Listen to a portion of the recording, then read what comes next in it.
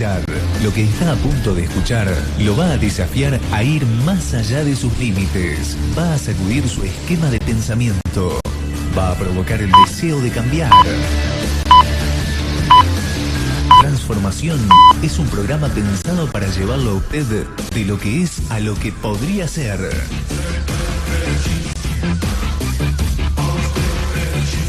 Con ustedes, Horacio Alcaraz.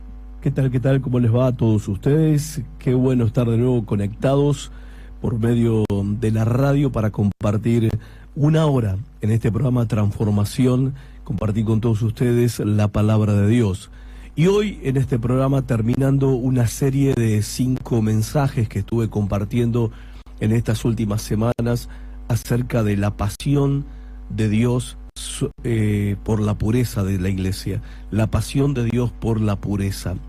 Y el tema de hoy es acerca de aquello que es el poder de la atracción. Todos queremos en la iglesia saber cuáles son las claves, los métodos, las maneras de poder atraer a nuestros familiares, amigos, vecinos, atraerlos a Cristo y a su Evangelio. ¿Quién no quiere, no? ¿Quién no quiere que la ciudad entera sea atraída a Cristo Jesús el Señor, atraídas a la salvación que solamente Cristo puede dar? Hoy quiero hablar con respecto a esto, que es, si se puede llamar de esta manera, el verdadero marketing espiritual. El verdadero marketing espiritual. Hoy te voy a dar la clave. Bueno, en realidad no te voy a dar nada yo, simplemente yo soy como la corneta y otro está soplando. En realidad la palabra de Dios nos da la clave de cómo atraer a otros a Cristo. ¿Y cuál es el poder de atracción que tiene el creyente? ¿Cuál es el poder de atracción que tiene la iglesia? Desde ya te aviso que no voy a hablar de métodos de evangelismo, ni de estrategias de discipulado, pero sí de los principios que la palabra de Dios nos revela acerca de cómo el creyente, cómo la iglesia puede atraer de manera casi irresistible a otras personas a Jesucristo. Pero hay una condición para escuchar el mensaje de hoy, aunque la verdad, de onda me gustaría que todos estén prendidos al programa y estén escuchando. Pero, a ver, lo que vamos a aprender hoy solamente va a ser practicable para aquellos que son nacidos de nuevo, para aquellos que son verdaderamente convertidos, para aquellos que realmente son hijos de Dios y que han tenido la experiencia de dejar la vida vieja atrás y han comenzado una nueva vida en Cristo y la viven caminando con el Señor cada día. El resto, no, por supuesto, sería bueno que escuchen también, porque son verdades que pueden despertar tu entendimiento, pueden sacudir tu corazón y te pueden ayudar a ver la necesidad que tenés de Cristo como tu Señor y como el Salvador de tu alma. Pero hasta que uno no nace de nuevo, hasta que uno no experimenta una verdadera conversión, estos principios del poder de la atracción serán impracticables, porque solamente pueden ser aplicados a aquellos que han tenido la experiencia de haber nacido de nuevo. Y si querés saber qué es esta experiencia, y si querés enterarte de cuál es ese poder de atracción, y cómo otros pueden venir a Cristo y a su Evangelio, y cómo incluso tu misma vida, vos mismo, tu alma, tu corazón, que necesitan a Cristo, bueno, entonces este mensaje de este programa, de este día, es para vos. Primera pausa y al volver comenzamos con todo. Esto es Transformación con Horacio Alcaraz.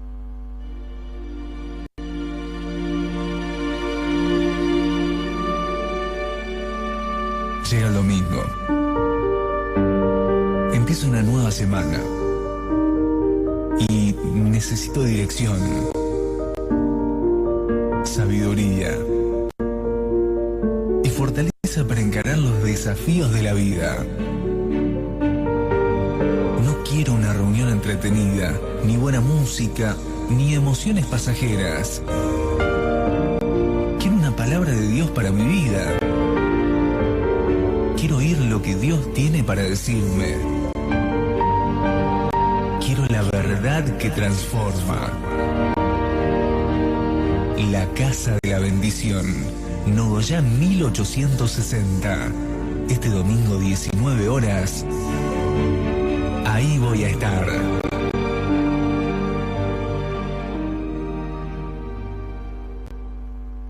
Esto es Transformación con Horacio Alcaraz.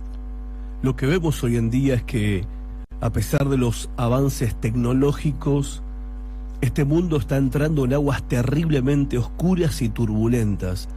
Todos los días estamos escuchando todo el tiempo de crisis política, no solamente en nuestro país, sino a nivel mundial, de caos económico, de inseguridad, violaciones, perversiones sexuales, pornografía, abuso infantil, confusión de género, de sexos, la perdición, entre comillas, de la juventud, y todo un panorama tan incierto y desolador que uno, cuando mira a su alrededor y mira el rostro de las personas, uno puede ver en la cara de cada uno la impotencia de no saber qué hacer con su vida, la impotencia de no saber lo que depara el futuro, y a la vez que están impotentes porque no pueden cambiar nada, porque no pueden modificar nada, ni siquiera pueden cambiar su propia vida, su propia realidad.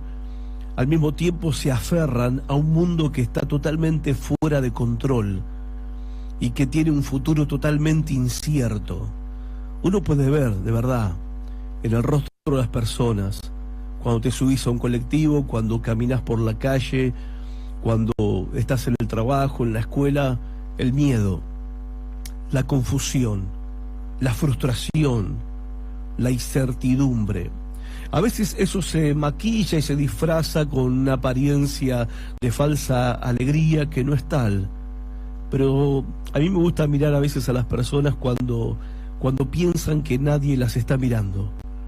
Cuando piensan que nadie las está viendo, entonces vos podés ver ahí su verdadero rostro. Podés ver en sus ojos casi el reflejo de lo que está pasando en su propia alma. El mundo está así y esa es la realidad. Las multitudes de personas que nos rodean viven de esta manera, como dice el apóstol Pablo, sin Dios y sin esperanza en este mundo, cosa que debe ser la vida más triste, desoladora. Yo no me imagino, la verdad no me imagino vivir un momento de mi vida. Viví 20 años así, pero ya casi ni me acuerdo de lo que es vivir sin Dios, de lo que es vivir sin esperanza, llenos de incertidumbre, llenos de confusión, frustración, con un futuro incierto, llenos de temor, de miedos, ataduras, de complejos, de traumas. Por otro lado, hoy la vida es diferente, por supuesto, los que hemos recibido a Cristo, los que hemos nacido de nuevo, los que tenemos a Cristo en el corazón, podemos contarles a otros que así era nuestra existencia, era nuestra vida antes de que Cristo nos salvara, de que Cristo nos diera un nuevo corazón. Pero esta es la realidad de las personas que nos rodean, las personas con las que vos y yo nos tratamos todos los días.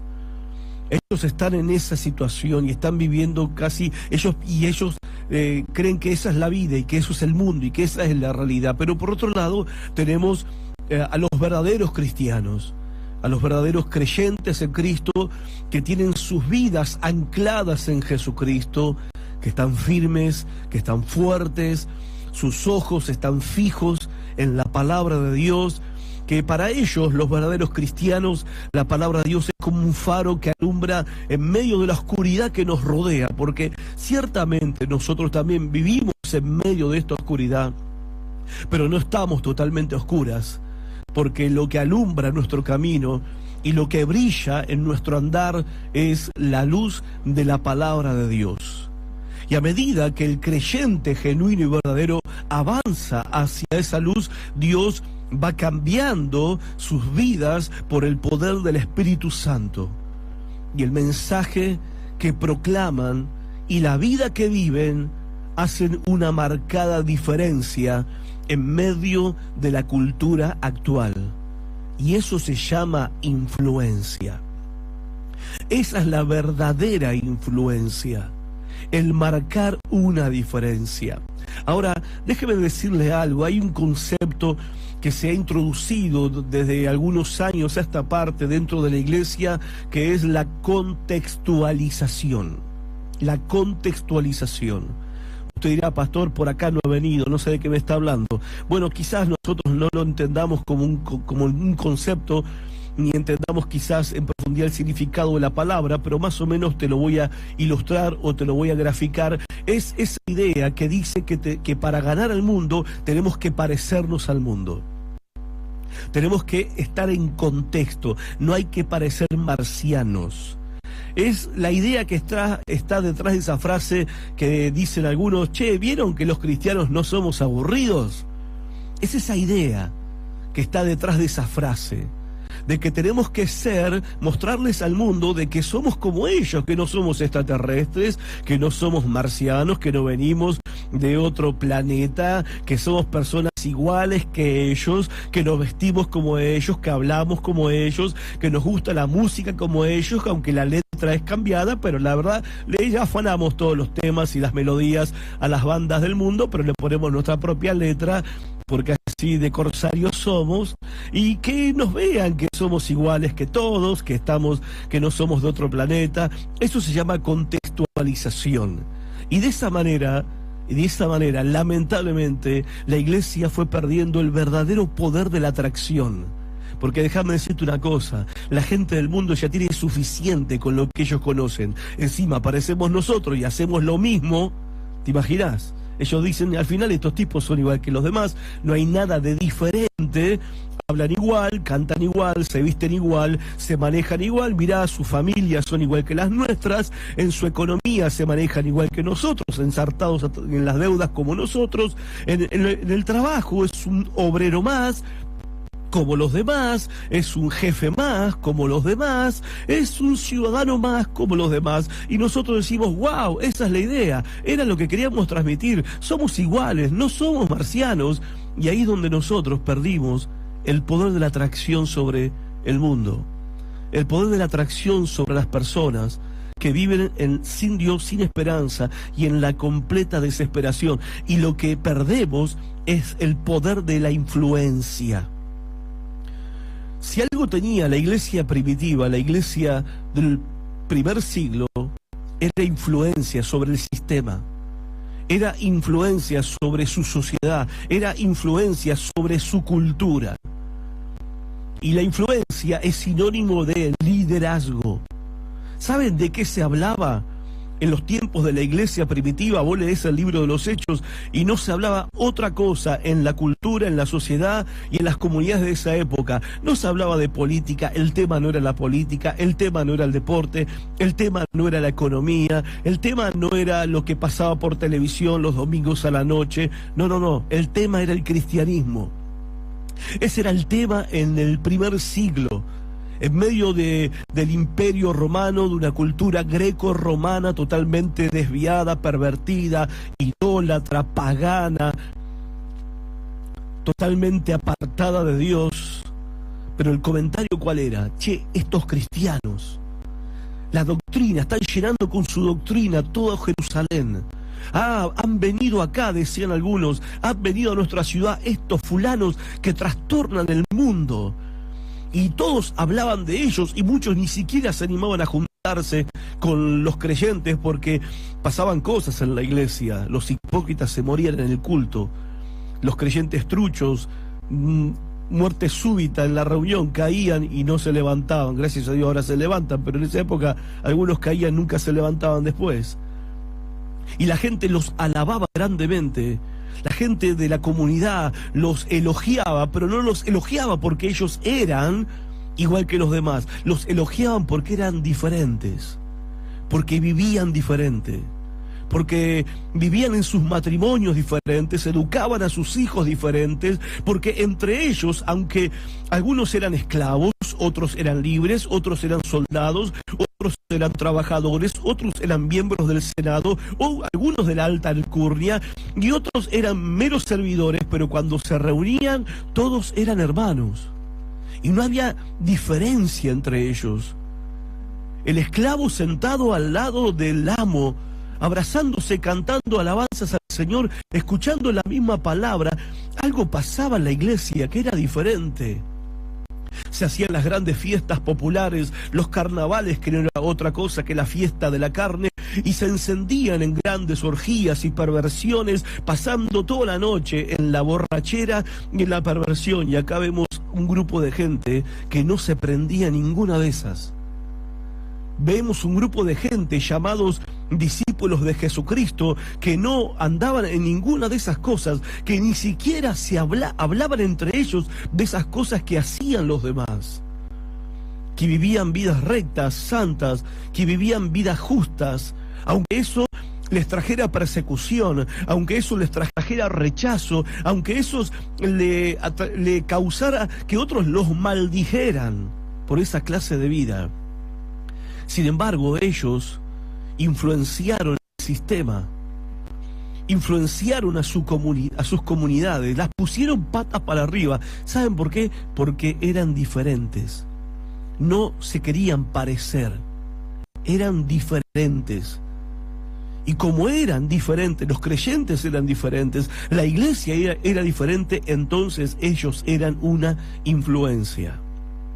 Nosotros a veces pensamos mal cuando de repente vemos que la influencia de la iglesia primitiva era el hecho de que los apóstoles hacían milagros poderosos.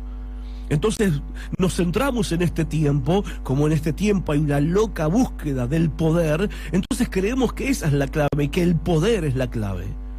Que la clave del crecimiento de la iglesia, del impacto que la iglesia tenía sobre la comunidad, era el hecho de que había milagros sorprendentes, que la gente se sanaba, que había gran poder, grandes señales, grandes milagros. Ahora déjame decirte una cosa, los grandes milagros y las grandes señales no eran lo que llamaba la atención en el tiempo de la iglesia primitiva, porque los brujos de la época, los hechiceros de la época también hacían milagros.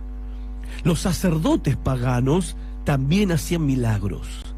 No estaba en los milagros el poder de la atracción de la iglesia, ni siquiera, para darte un ejemplo, que nunca fue así, no solamente en el Nuevo Testamento, tampoco era así en el Antiguo Testamento. Porque si te acordás, cuando Moisés fue a Faraón, a decirle a Faraón que deje ir libre al pueblo de Israel, Faraón dice: ¿quién te manda vos? ¿Vos quién sos para decirme a mí que deje ir libre a esta manga de esclavos judíos? ¿Quién sos vos? Y yo, ¿quién te mando? Y yo vengo en el nombre de Jehová de los ejércitos. Yo vengo en el nombre del Dios creador de los cielos y de la tierra. Y yo qué sé quién es ese Dios. Entonces Moisés dijo: bueno, yo te voy a mostrar quién es ese Dios.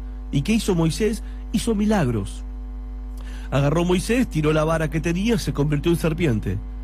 Después agarró la serpiente por la cola y se volvió a convertir en vara. Después Moisés se metió la mano en el pecho y la mano quedó llena de lepra. Y después volvió a meter la mano en el pecho y la lepra había desaparecido. Lo conocés, lo leíste. Ahora también habrás leído que los magos de Egipto hicieron los mismos milagros que Moisés. Los magos de Egipto también hicieron las mismas señales que Moisés hizo. Y eso pasaba también en la época del Nuevo Testamento. Eso pasaba, no te olvides, cuando Felipe fue a predicar a Samaria, había también ahí un tal Simón el mago que hacía milagros. O sea, para la gente de la época, de la iglesia primitiva, de los apóstoles, los milagros no era algo fuera de lo normal. Ellos estaban acostumbrados a usar conjuros, a usar pócimas y un montón de cosas. Ellos vivían relacionados con el mundo sobrenatural como algo normal. No eran los milagros. Aunque por supuesto no desecho los milagros de Dios y anhelo que Dios obre y haga milagros, y creo Jesucristo sigue siendo el mismo ayer, hoy y por los siglos. Pero escúchame, los milagros también, la Umbanda hace milagros, el brujo en la esquina le consigue novio a la morochita y a la rubia desdichada de la esquina, el otro también le cura el mal de ojo, el otro le saca la lombriz solitaria, el otro, la vieja de la esquina, le cura la culebrilla, y bueno, y cosas así. Y cosas así. Cosas como esas. Entonces, ¿dónde está el poder de la atracción de la iglesia? Si no podemos competir en esa área, porque no es porque por el poder, por los milagros y las señales. Entonces la gente se sentía atraída y venía a los pies de Cristo, y el Señor añadía a la iglesia los que habrían de ser salvos. ¿Dónde está el poder? ¿Dónde está la influencia? ¿Dónde está el poder de la atracción? Bueno, vamos a preguntarle a Pablo. ¿Qué dice Pablo? A ver, Pablo le escribió una carta a Tito, y en el capítulo 2 nos habla del poder de la atracción de la iglesia, del poder de la atracción que tiene el creyente. Y vamos a descubrir hoy cuál es ese poder de atracción que tenemos vos y yo para con este mundo que no sabe qué hacer con su vida. Escuchamos al apóstol Pablo. Tito, capítulo 2. Lo que digas debe estar siempre de acuerdo con la sana enseñanza. Los ancianos deben ser serios, respetables y de buen juicio, sanos en su fe, en su amor y en su fortaleza para soportar el sufrimiento. Igualmente, las ancianas deben portarse con reverencia y no ser chismosas ni emborracharse. Deben dar buen ejemplo y enseñar a las jóvenes a amar a sus esposos y a sus hijos, a ser juiciosas, puras, cuidadosas del hogar, bondadosas y sujetas a sus esposos, para que nadie pueda hablar mal del mensaje de Dios. Anima igualmente a los jóvenes a ser juiciosos en todo, y dales tu mismo ejemplo de cómo hacer el bien. Al enseñarles, hazlo con toda pureza y dignidad, hablando de una manera sana que nadie pueda condenar. Así sentirá vergüenza cualquiera que se ponga en contra, pues no podrá decir nada malo de nosotros. Aconseja a los siervos que obedezcan en todo a sus amos, que sean amables y no respondones, que no roben, sino que sean completamente honrados, para mostrar en todo qué hermosa es la enseñanza de Dios nuestro Salvador. Pues Dios ha mostrado su bondad al ofrecer la salvación a toda la humanidad. Esa bondad de Dios nos enseña a renunciar a la maldad y a los deseos mundanos, y a llevar en el tiempo presente una vida de buen juicio, rectitud y piedad, mientras llega el feliz cumplimiento de nuestra esperanza, el regreso glorioso de nuestro gran Dios y Salvador Jesucristo. Él se entregó a la muerte por nosotros, para rescatarnos de toda maldad y limpiarnos completamente, haciendo de nosotros el pueblo de su propiedad, empeñados en hacer el bien. Esto es lo que tienes que enseñar, animando y reprendiendo con toda autoridad, que nadie te desprecie. Lo que vemos acá, que el apóstol Pablo deja en claro cuál es el verdadero poder de atracción que tiene la iglesia. Y yo sé que no voy a decir nada nuevo, pero vale decirlo para que lo tengamos en claro, que el poder de atracción que la iglesia ejerce, si va a ejercer ese poder sobre este mundo, es la vida de santidad. Es la vida de santidad. Es vivir vidas que marcan una diferencia en lo espiritual, pero también en lo moral. Vidas santas y vidas rectas son la columna vertebral de la predicación del Evangelio. Vidas santas y vidas rectas son la columna vertebral del Evangelio que predicamos. El apóstol Pablo entendió eso, y en medio de una sociedad pagana que hizo todo lo posible para perseguir a los cristianos y desacreditar la fe cristiana, le escribe a Tito esta carta. Esto es apenas el capítulo 2, pero te recomiendo leer toda la carta que Pablo le escribió al joven Tito, un joven pastor que estaba lidiando allí en la iglesia de Creta con llevar a la iglesia al camino de la rectitud y a una vida tal que sea atrayente al mundo incrédulo, para que sean salvos y vengan a los pies de Cristo. Entonces Pablo le escribe a Tito diciéndole cómo él tenía que instruir a los creyentes. O sea, la clave el apóstol le está diciendo a Tito, que es el pastor, mira, la clave es que vos instruyas a los creyentes enseñándoles a renunciar a la impiedad y a las pasiones desordenadas de este mundo y a vivir desde ahora de una manera sobria, recta y fiel a Dios. Y le da razones de peso para vivir vidas santas. Y cada una de estas razones, déjame decirte que tienen poca relación con obtener un beneficio personal a cambio.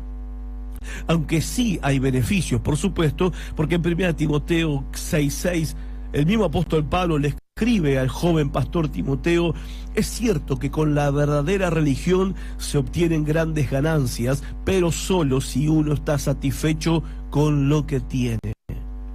No está hablando de hacerse ricos, está hablando que la vida espiritual trae grandes ganancias a la vida del creyente, pero mientras el creyente aprende a vivir con lo que tiene y estar satisfecho con lo que tiene y no caer en el espíritu de la época, que es el consumismo, a no caer en ese espíritu y a no caer en esa actitud. Y es tan importante entender también este concepto de no caer en la actitud consumista, porque con esa mentalidad muchas veces vamos a la iglesia. Con esa mentalidad muchas veces nosotros elegimos una iglesia.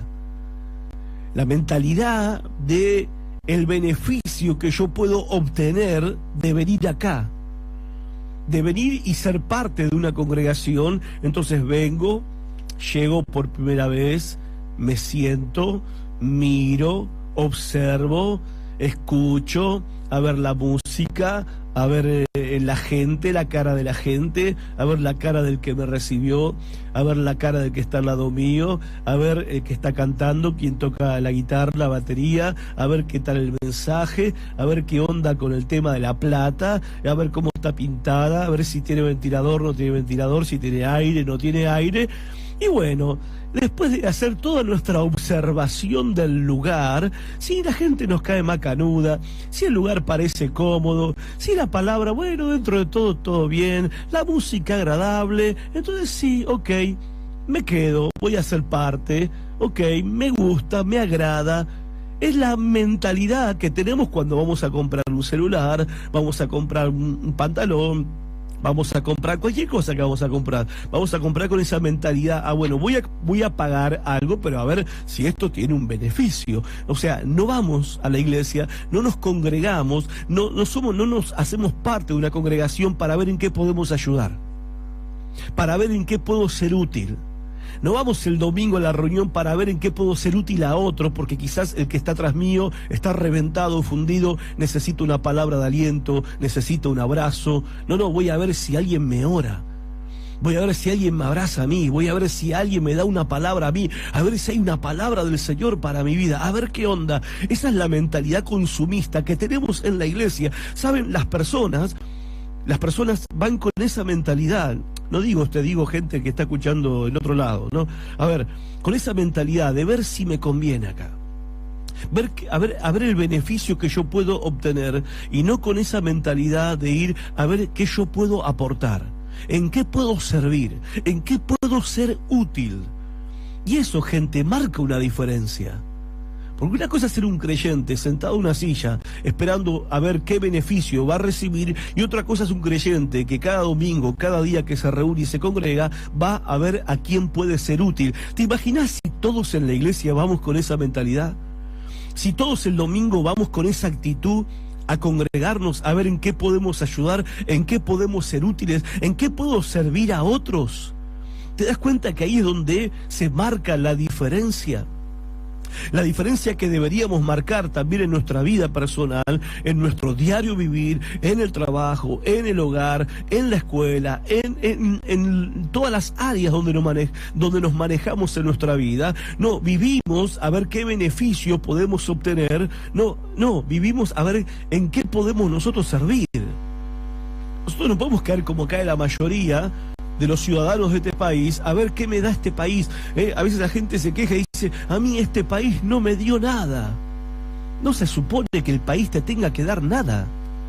Lo que se supone es que vos le vas a dar a tu país.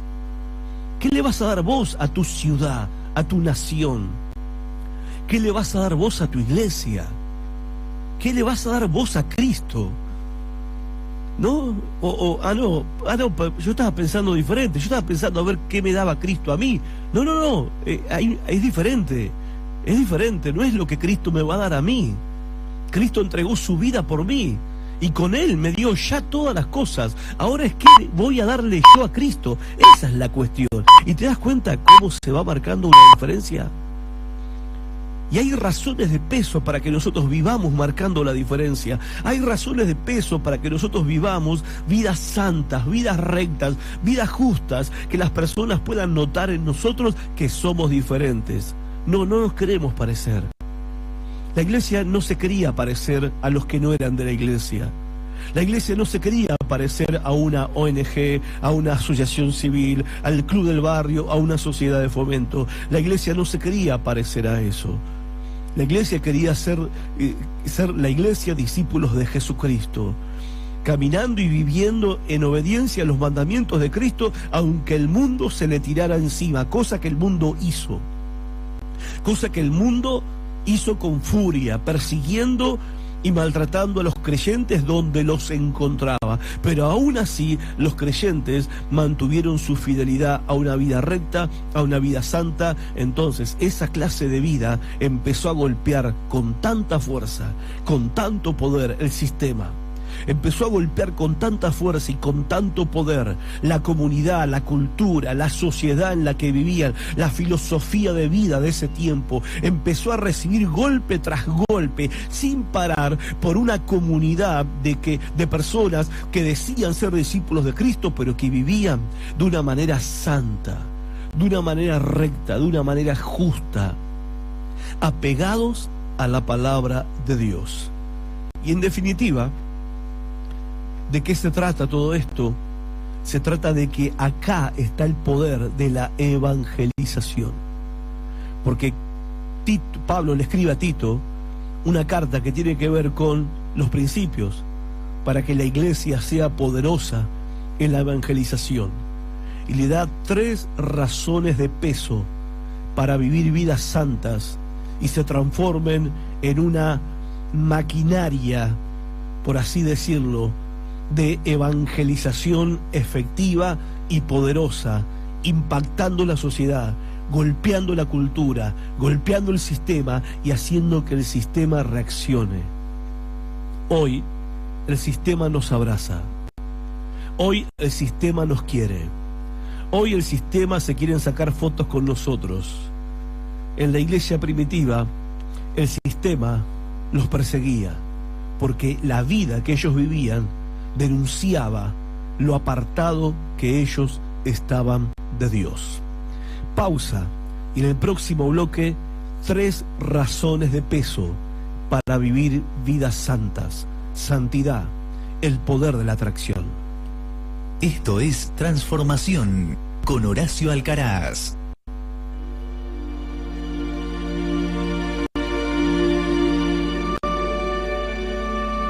Llega el domingo. Empieza una nueva semana. Y necesito dirección, sabiduría y fortaleza para encarar los desafíos de la vida. No quiero una reunión entretenida, ni buena música, ni emociones pasajeras. Quiero una palabra de Dios para mi vida. Quiero oír lo que Dios tiene para decirme.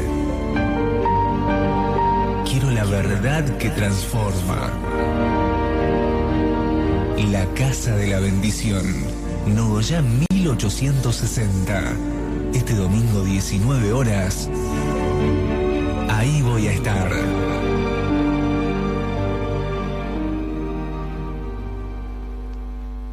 Esto es Transformación con Horacio Alcaraz.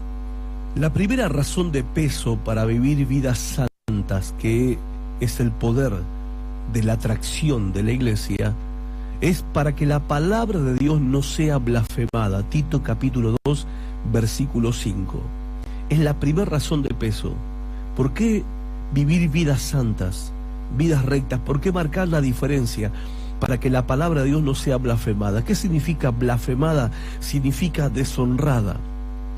Para que la palabra de Dios no sea deshonrada, difamada, calumniada, ni nadie pueda hablar mal de la palabra de Dios, injuriando la palabra de Dios, entonces nosotros los creyentes tenemos que vivir vidas santas.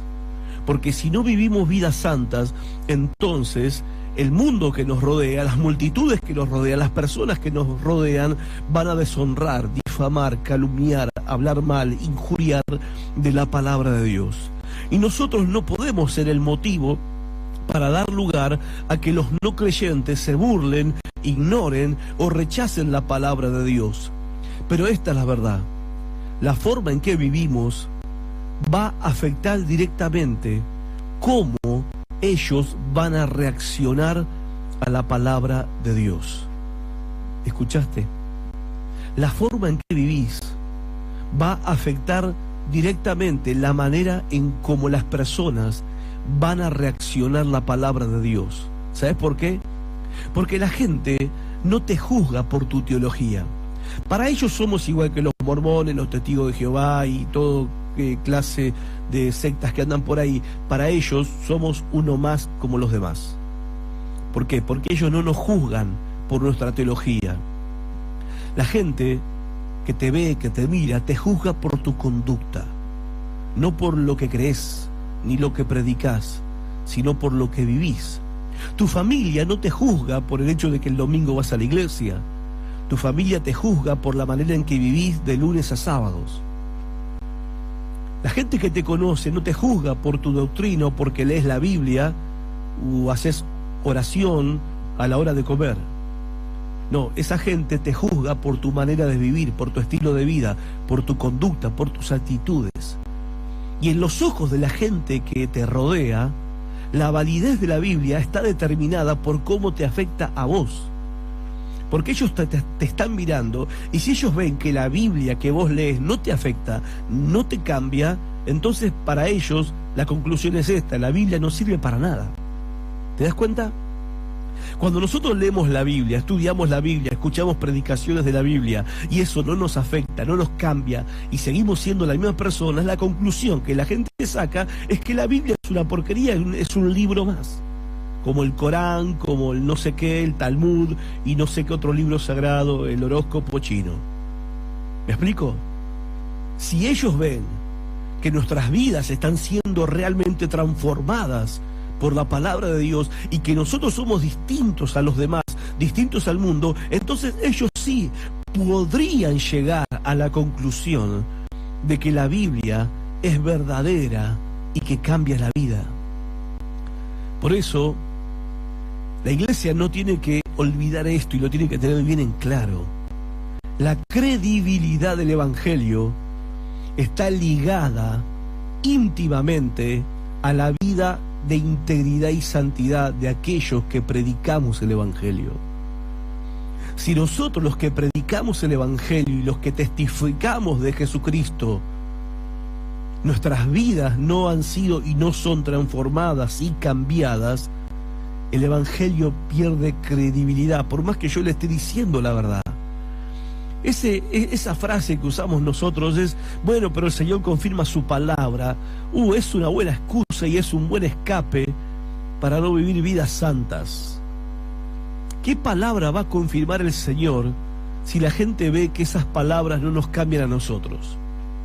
¿Qué palabra puede confirmar el Señor, puede respaldar el Señor si la gente ve que esa palabra no nos cambia la vida a nosotros, no nos hace mejores esposas, esposos, padres, madres, hijos, estudiantes, trabajadores, patrones, sino nos hace mejores ciudadanos?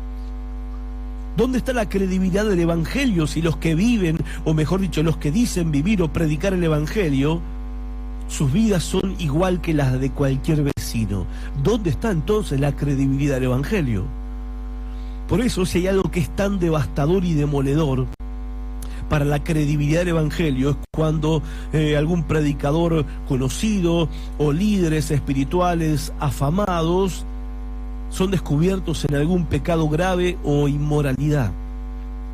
¿Viste? Cuando de repente, ¿no?, algún pastor lamentablemente peca y peca de manera grave, porque en realidad todos pecamos, pero cuando comete pecado de inmoralidad, cuando tiene una falla moral grave en su vida, cosa que no es permitido, ni tampoco ni la iglesia espera eso, pero tampoco el mundo espera eso. ¿Viste? Y lo que hacen la gente que no es creyente cuando te mandaste una, miren el cristianito ahora, porque están esperando que vos te mandes una.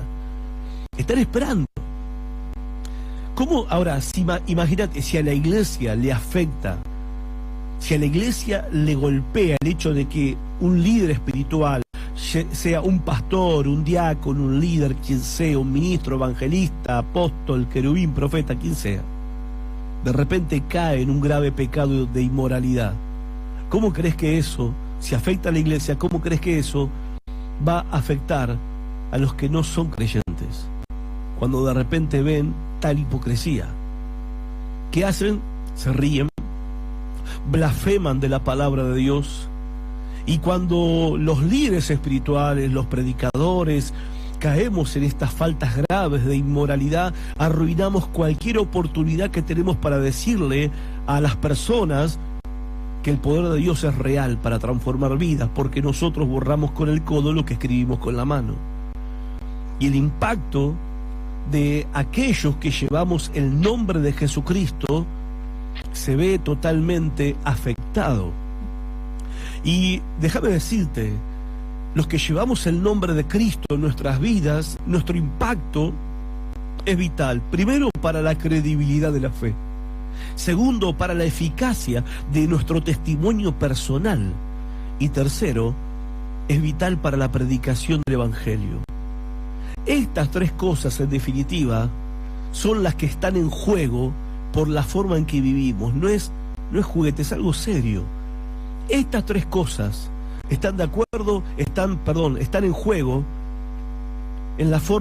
por la forma en que vos y yo vivimos. La credibilidad de la fe, la eficacia del testimonio y la predicación del Evangelio se van a ver afectadas, para bien o para mal, de acuerdo a la clase de vida que nosotros vivimos. La segunda razón de peso que el apóstol Pablo le da a Tito para vivir vidas santas, que es el verdadero poder de atracción de la iglesia, es que una vida recta le tapa la boca a los que se oponen. Tito capítulo 2, verso 8. De modo que el adversario, dice Pablo, se avergüence y no tenga nada malo que decir de vosotros. ¿Qué está diciendo el apóstol Pablo? Dice, de modo que el adversario se avergüence. ¿Qué significa la palabra avergonzado? Significa ponerse colorado. Dice, viví una vida santa y viví una vida recta de tal manera que el que se opone se ponga colorado, porque no tiene motivo para criticarte. No tiene motivo. Los opositores del Evangelio, a ellos les encanta, se regodean cuando algún cristiano mete la pata, y más si un pastor mete la pata, ni hablar, como dije recién. Porque esa es la manera en que ellos tienen para justificar su propia incredulidad. No quieren que Dios cambie su estilo de vida corrompido y como excusa critican nuestros pecados. Pero si nosotros vivimos como Dios quiere, entonces no tendrán excusa. Van a sentir vergüenza de su estilo de vida. A veces el mejor mensaje del Evangelio es una vida recta y una vida santa, porque eso hará que muchos a tu alrededor se pongan colorados, porque no van a tener nada que decir de vos. Y la cuestión de fondo con la santidad es la evangelización. Y la cuestión de fondo con la evangelización no es el método. No es el método del evangelismo lo que hace que el evangelismo sea eficaz, sino personificar una vida santa es lo que hace que el evangelismo sea eficaz, porque en virtud de la vida que llevo se hace creíble el evangelio.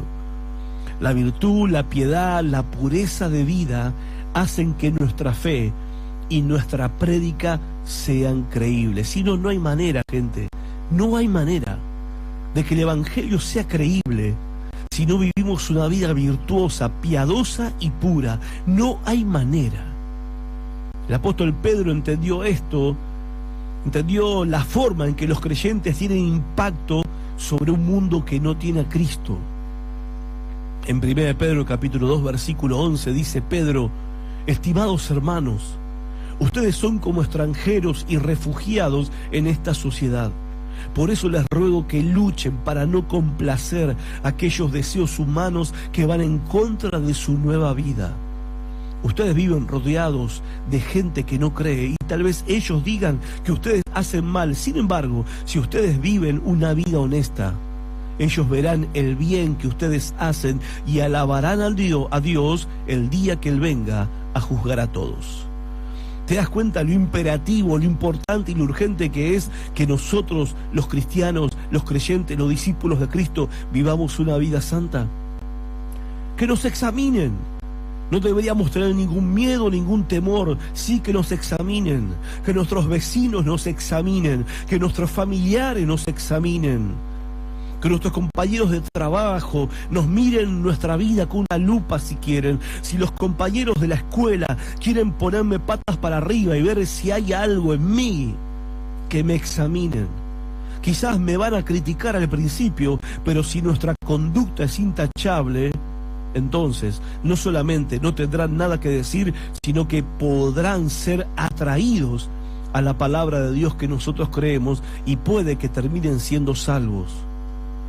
Y así nosotros, la iglesia, los creyentes, hacemos nuestra parte para que Dios sea glorificado y el Evangelio sea creíble. Así que el poder de la atracción es la vida santa y déjame darte este consejo: mantenete alejado de los deseos carnales y sostener un comportamiento intachable para la gloria de Dios, y entonces estás colaborando para que el mensaje del Evangelio sea creíble y este mundo perdido y desesperado va a poder sentirse atraído a esa palabra, a ese mensaje que nosotros hemos abrazado con toda nuestra vida. Pausa y volvemos para el último bloque de este programa. Esto es Transformación con Horacio Alcaraz.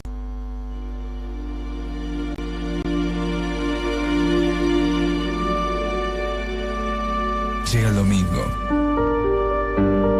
Empieza una nueva semana. Y necesito dirección, sabiduría y fortaleza para encarar los desafíos de la vida. No quiero una reunión entretenida, ni buena música, ni emociones pasajeras. Quiero una palabra de Dios para mi vida. Quiero oír lo que Dios tiene para decirme. Quiero la verdad que transforma. La Casa de la Bendición, Nogoyá 1860. Este domingo 19 horas. Ahí voy a estar.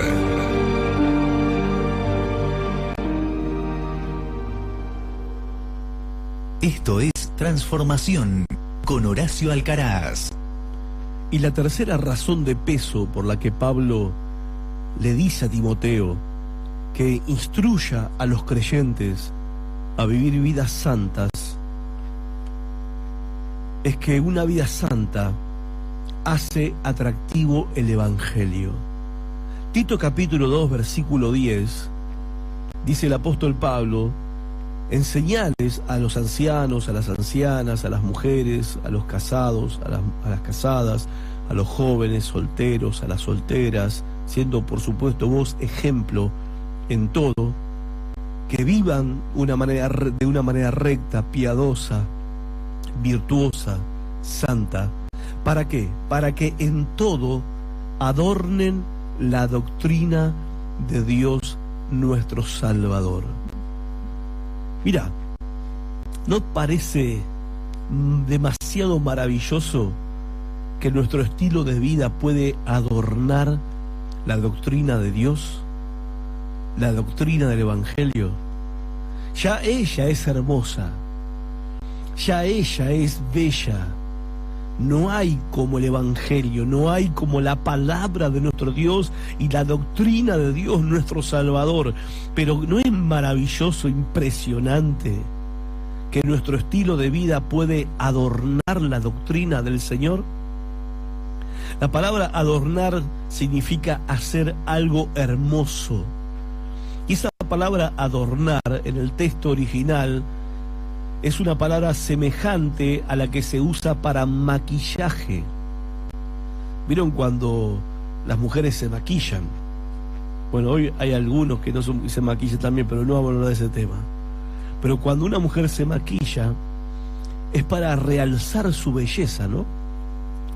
No es para ser bella, porque si no es bella ya no hay crema ni pintura, nada, no hay milagro ahí, ¿no? Pero el maquillaje lo que hace es realzar la belleza que ya existe. Las cremas, las pinturas y todo ese tipo de cosas realzan los rasgos de hermosura y de belleza del rostro de una mujer. Ahora, lo que está diciendo el apóstol Pablo acá a Timoteo es que nuestro estilo de vida realza la belleza del Evangelio, lo hace más hermoso, lo hace más bello. ¿Cuál es nuestro mensaje principal a este mundo? ¿Qué es lo que queremos que la gente sepa? ¿Que Dios es omnipotente? ¿Que Dios es eterno, soberano, creador, etcétera, etcétera? Y es verdad, sí queremos que la gente sepa esto, pero mucho más queremos que sepan lo principal de Dios, que Él es Salvador. Y la doctrina del Evangelio es la doctrina de Dios, nuestro Salvador. Y dice que nosotros podemos hacer que este mensaje de salvación sea hermoso. ¿Y cómo es que vos y yo podemos hacer que este mensaje sea hermoso, sea bello, cuando vivimos en obediencia a Dios? Pase lo que pase, estamos embelleciendo el Evangelio. Cuando nosotros, en vez de hablar mal, hablamos bien, estamos embelleciendo el Evangelio.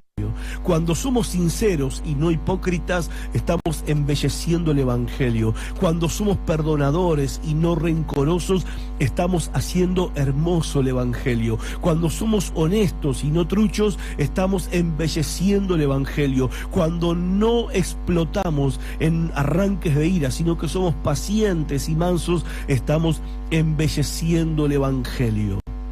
Cuando vivimos de esta manera en todos los ámbitos que nos movemos, hacemos hermoso y bello al Señor, más de lo que es. ¿No es impresionante?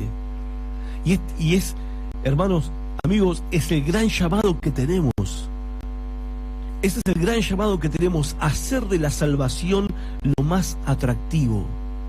Tu vida puede hacer que la salvación sea lo más atractivo para aquellos que te están mirando.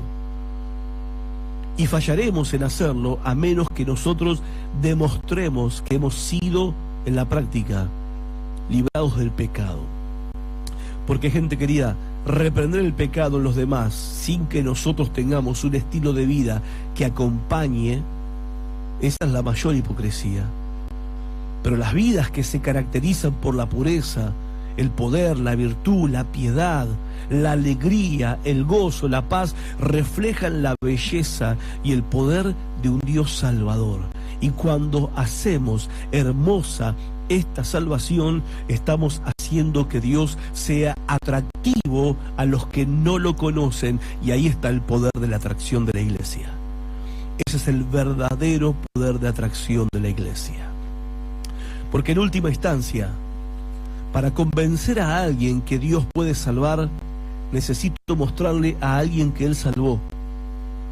Para convencer a alguien de que Dios da esperanza, necesito mostrarle a alguien con esperanza genuina. Para convencer a alguien de que Dios puede dar paz, alegría y amor, tengo que mostrarle a alguien con esa paz, con esa alegría y con ese amor. Para convencer a alguien de que Dios puede dar satisfacción completa, total y absoluta, tengo que mostrarle a alguien que vive en ese nivel de plenitud. Cuando el mundo ve personas transformadas, están viendo la evidencia del poder transformador de Dios.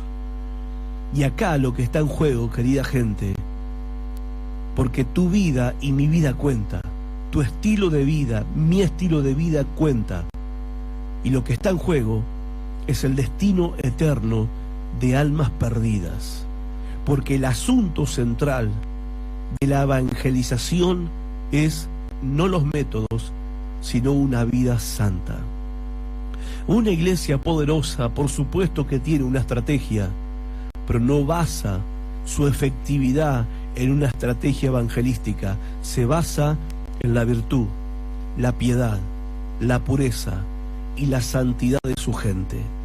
Si nosotros los creyentes no entendemos que tenemos que marcar una diferencia y vivir vidas santas, puras, piadosas, virtuosas, no hay estrategia que pueda llegar a ser efectiva para hacer que este mundo venga a los pies de Cristo. Y como está en juego el destino eterno de almas que se pueden perder, que están a punto de perderse, como está en juego el destino de estas almas por las que Cristo murió, nosotros no podemos darnos el lujo de vivir vidas igual que los demás. No podemos, algunos dirán, pero pastor, somos libres, sí, pero no para hacer lo que queremos. Todo me es lícito, pero no todo me conviene. Todo me es permitido, pero no me voy a dejar dominar por nada. Y soy libre, pero soy libre para obedecer a Cristo, para servirlo a Él. Y soy libre de la esclavitud del pecado, pero ¿para qué? Para vivir vidas santas. Para eso somos libres. Como vivimos está directamente ligado a la eficacia de nuestra proclamación del Evangelio. Así que, cristianos, es imprescindible, como dice Pablo en Filipenses 2:15, sean intachables y puros, hijos de Dios sin culpa, en medio de una generación torcida y depravada. En ella ustedes brillan como estrellas en este mundo. Amén. Esto es Transformación con Horacio Alcaraz.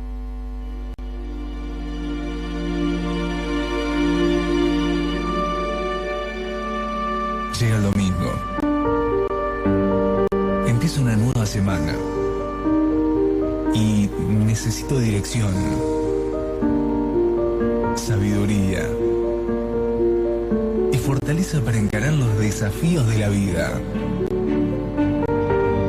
No quiero una reunión entretenida, ni buena música, ni emociones pasajeras. Quiero una palabra de Dios para mi vida. Quiero oír lo que Dios tiene para decirme. Quiero la verdad que transforma. La Casa de la Bendición, Nogoyá 1860. Este domingo 19 horas. Ahí voy a estar.